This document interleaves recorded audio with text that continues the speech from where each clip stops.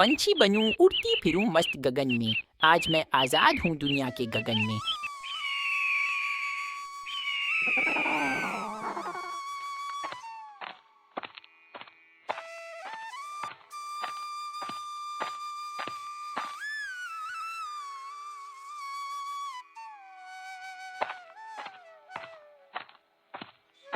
अरे वाह वाह वाह आचार्य शंकर जी। ओ आचार्य शंकर जी, देखिए देखिए, एक गरीब इंसान जा रहा है। लेकिन यह गरीब क्यों है? अरे वाह वाह वाह आचार्य शंकर जी, ओ आचार्य शंकर जी, देखिए इस बार एक अमीर इंसान जा रहा है। लेकिन यह अमीर क्यों है? चित्रक नामक एक तोता था जिसे एक संत आचार्य शंकर ने पाला हुआ था। वह राहगीरों को देखकर सवाल करता, ये अमीर क्यों, ये गरीब क्यों? लेकिन आचार्य शंकर अक्सर उसके प्रश्नों का उत्तर नहीं देते। आचार्य शंकर जी, आप मेरे प्रश्नों का उत्तर क्यों नहीं देते? कौन से प्रश्न का उत्तर बेटा? पूछ, क्या पूछ रहा था? आप सब जानते हैं, लेकिन फिर भी आप भोले बन रहे हैं। अच्छा चलो ठीक है, पूछो अपना सवाल। आचार्य शंकर जी, मैं अनेकों राहगीरों को यहाँ से निकलते हुए देखता हूँ। कुछ बहुत अमीर होते हैं, कुछ बहुत गरीब, कोई सुखी तो कोई दुखी। भगवान ने किसी को सब कुछ दे दिया और किसी को कुछ भी नहीं। ऐसा क्यों? यह सब भाग्य की बात है चित्रक।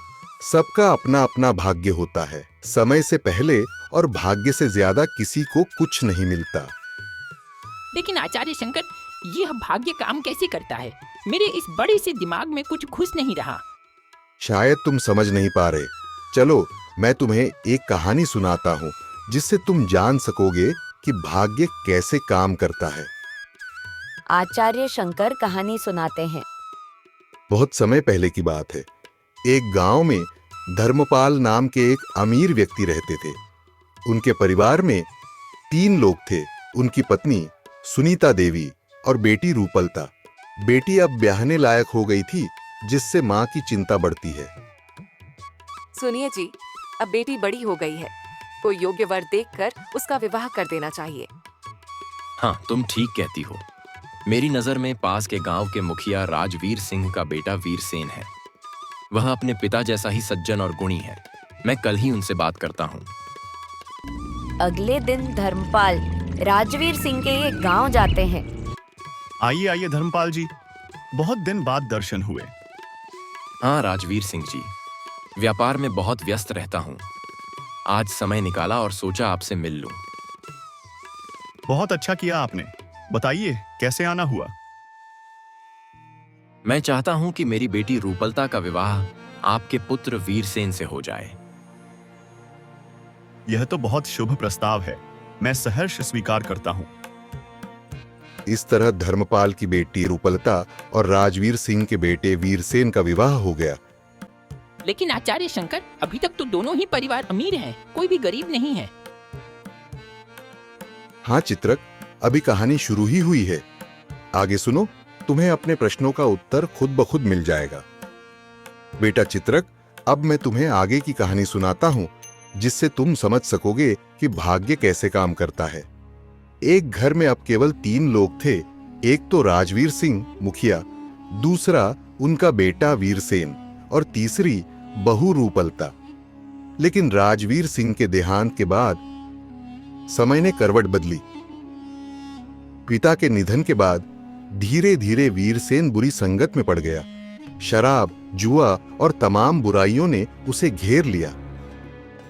वीरसेन अपने पिता की जमा की हुई पूंजी, यहाँ तक कि अपनी पत्नी के गहनों को भी जुए में उड़ा देता है। भाई वीरसेन, तू आज फिर से हार गया।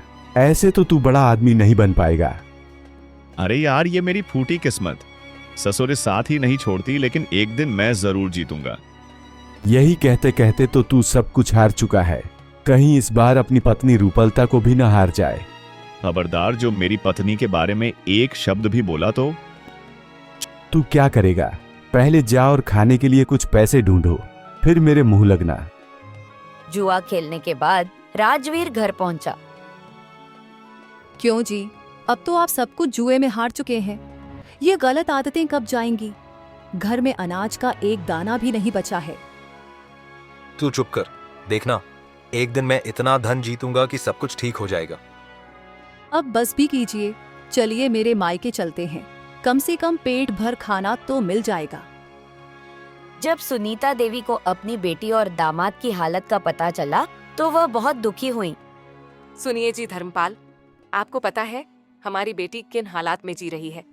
कुछ रुपए पैसे देकर उनकी मदद कीजिए। नहीं सुनीता, अभी उनका बुरा समय है।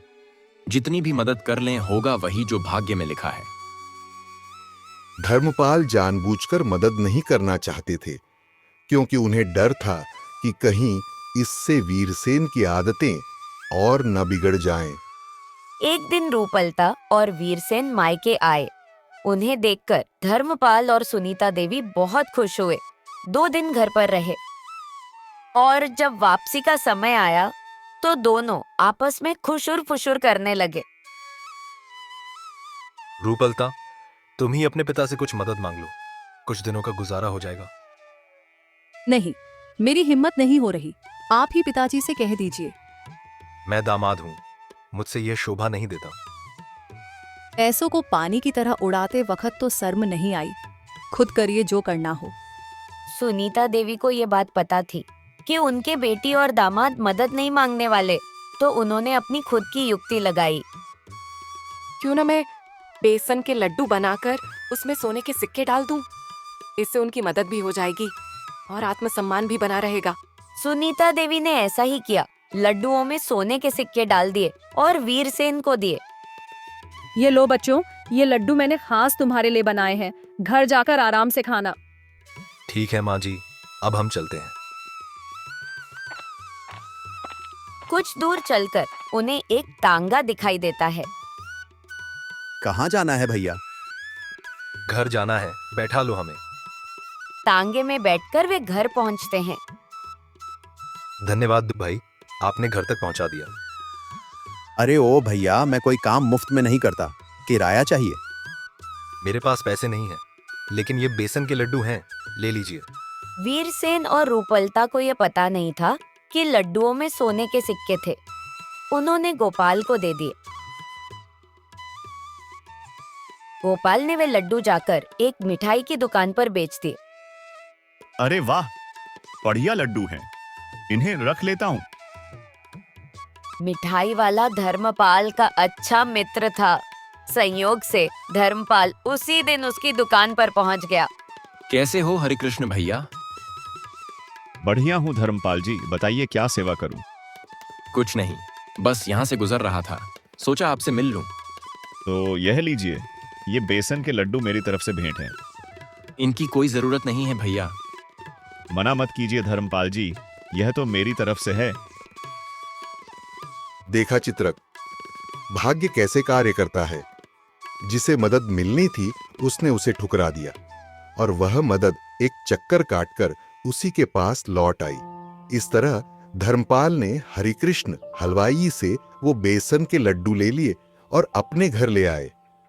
अरे सुनती हो सुनीता देवी, ये लो, हरिकृष्ण भैया ने ये बेसन के लड्डू दिए हैं, खा लेना। जब सुनीता देवी ने उन लड्डुओं को देखा तो वह तुरंत पहचान गईं ये वही लड्डू थे जो उन्होंने खुद बनाए थे। उन्होंने समझ लिया कि ये वही लड्डू हैं जिनमें उन्होंने रूपलता और वीरसेन की सहायता के लिए सोने के सिक्के छुपाकर रखे थे।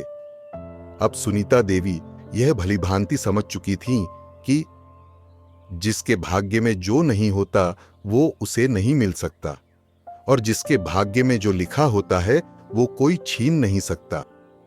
तो देखा बेटा चित्रक, जिन लड्डुओं में सुनीता देवी ने सोने के सिक्के डाले थे वे रूपलता और वीरसेन के भाग्य में थे ही नहीं, इसलिए वो लड्डू उनके पास टिके ही नहीं। वे घूमते घूमते वापस धर्मपाल और सुनीता देवी के पास लौट आए। इसीलिए मैं तुमसे कहता था यह सब भाग्य की बात है, विधि का विधान कोई नहीं बदल सकता। तो क्या आचार्य शंकर, सबसे बड़ा भाग्य ही होता है? नहीं बेटा चित्रक, इस कहानी का मतलब यह नहीं है कि सब कुछ केवल भाग्य ही है। भाग्य के पीछे कर्म जुड़ा होता है। हमारे आज के किए गए कर्म ही हमारे भविष्य के भाग्य का निर्माण करते हैं, इसलिए कर्म प्रधान है। भाग्य में भी वही लिखा जाता है जो कर्मों से अर्जित किया जाता है। कर्म बिना कोई भी प्राणी रह ही नहीं सकता। इसलिए अगर अच्छा भाग्य बनाना है तो अच्छा कर्म करना ही पड़ेगा, क्योंकि अच्छे कर्मों से ही अच्छा भाग्य बनता है। जो भी व्यक्ति अपने जीवन में जो कुछ भी भोग रहा है, चाहे सुख हो या दुख, वो उसके पूर्व जन्मों के कर्मों का फल है। मनुष्य अपने कर्मों द्वारा ही अपने भाग्य को गढ़ता है। जैसा कर्म वैसा भाग्य। इसलिए कर्म सोच समझकर विवेक पूर्वक करना चाहिए। अब तुम पूरी तरह से स्वस्थ हो चुके हो चित्रक। अब मैं तुम्हें इस पिंजरे से आजाद करता हूं। इतना कहकर आचार्य शंकर अपने प्यारे तोते चित्रक को खुले आकाश में उड़ने के लिए छोड़ देते हैं।